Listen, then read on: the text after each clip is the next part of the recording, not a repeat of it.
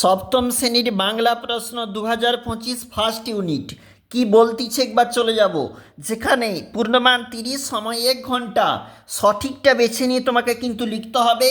কুতুবের সঙ্গে পাল্লা দিয়ে মিনার গড়তে আরম্ভ করলেন আলাউদ্দিন খিলজি। পাগলা গণেশ একটি গল্প, বিজ্ঞান বিষয়ক গল্প। খুব বড় চিত্রকর হবে তুমি, এ কথা বলেছিল খোকনের বাবার বন্ধু। বনফুল ছদ্মনামে নামে লিখতেন বলাইচাঁদ মুখোপাধ্যায়। দেখো পরবর্তী পেজে চলে এলাম। এখানে আবার কি বলতেছে দেখো একটু। ছন্দ আছে ঝড় বাদলে, ছন্দ আছে জোছনাতে। কোকোনদ শব্দের অর্থ লাল পদ্ম। কোনটি তদ্ভব শব্দ? কানাই। যে সব তৎসম শব্দ বাংলায় গৃহীত হওয়ার পরে উচ্চারণে বিকৃতির কারণে রূপ বদলেছে, অর্ধ তৎসম শব্দ। এটা কি নতুন ধরনের কোনো গবেষণা? কে কাকে এই কথা বলেছিল তুমি জানো? ধামা থেকে নেমে এসে এক মহিলা গণেশকে এই প্রশ্নটি করেছিল।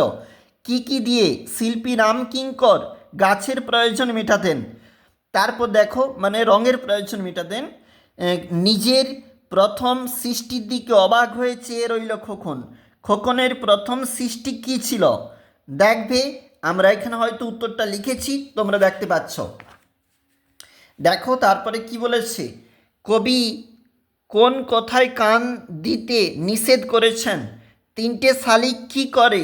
21-এর কবিতায় কোন কোন লোকগানের উল্লেখ আছে? উত্তরটা লিখেছি। মাকু গল্পের সোনাটিয়া কোন জঙ্গলে গিয়েছিল? আমরা সার্কাস পার্টির আটখানা, এ কথা কে বলেছিল? পেন্নাম শব্দ কোন ধরনের শব্দ? তদ্ভব তৎসম শব্দ যুগে দুটি সংকর শব্দের উদাহরণ।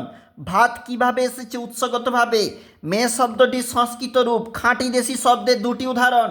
ভিভিআই পরীক্ষার জন্য চলে যাচ্ছি, এটা পরবর্তী পেজ। মুন্ডমাল শব্দ বা এখানে যে বড় প্রশ্নগুলো রয়েছে অবশ্যই তোমরা দেখবে।